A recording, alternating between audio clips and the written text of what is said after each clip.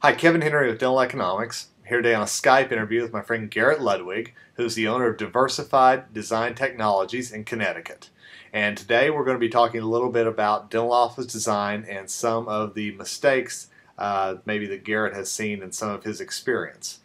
So Garrett, what would you feel is lacking in a lot of dental office design projects?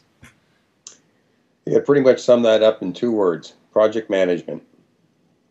Okay, so how does that relate to dental office design? Well, I think the first thing that people ask me in every project that I do is how much is this project going to cost? And the reality is it's very difficult to come up with that number without knowing all of the idiosyncrasies that are going to be part of that project. I just did a review for a project, and the idiosyncratic costs that were not expected because the contractor had given a reasonable price, approximated the construction to be $120 a square foot. Um, the issues that came about in the lease review and the valuation of the facility were several. That there were tenants below the suite that was going to be occupied. As a result, all the construction work had to be done on nights and weekends. That added about $30,000 to the project alone, not only for construction costs, but for security because it was a medical facility and they needed to maintain confidentiality with all the patient records. Uh, Another thing that came up was the way the building was constructed. Again, it's not a bad thing, but it's a factor. The construction is that it was a 4-inch poured in place concrete floor.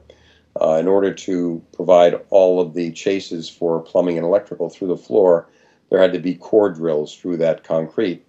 If it was just a wood floor, it would be a very simple and brief task with a standard drill.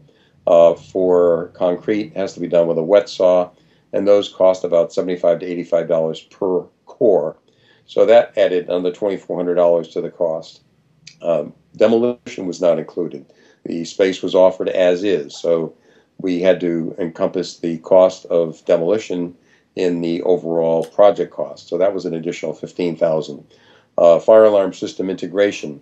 Although the tradesperson had provided a cost for the system itself, they did not include the integration between the mother system.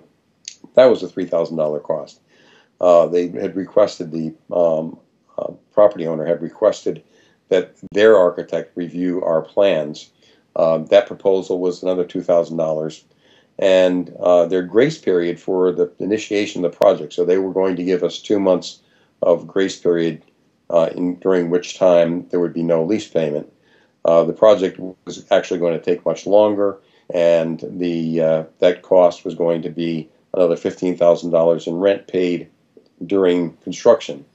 The total for those items alone was $67,400, or based on our approximation of the initial project proposal from the contractor, a 19% increase before we even started looking at some of the other mitigating factors.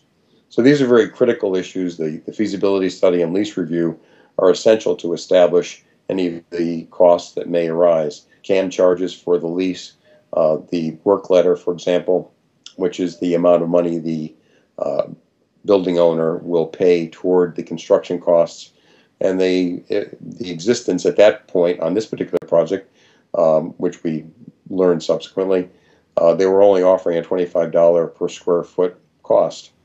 An average for most projects is more like $40 a square foot. So that has a significant negative impact on the amount of money that's going to be available for construction costs. So if somebody wants to get more information from you on avoiding potential pitfalls or making sure that they don't follow in some of the same mistakes that you just talked about, how could they get a hold of you? Website is dentaldesign.pro. Office number is 800-622-5563. Email garrett@designrx.biz. That's GARRETT at DESIGNRX, all one word, .biz. Great. And Garrett's going to be with us for a series of videos, so be on the lookout for that. And he'll be sharing some other design tips and ways that certainly when you're ready to design your office, so you're going to feel a whole lot more comfortable heading into the process. So Garrett, thanks for the time today. I really appreciate it. Pleasure, Kevin. Thanks very much.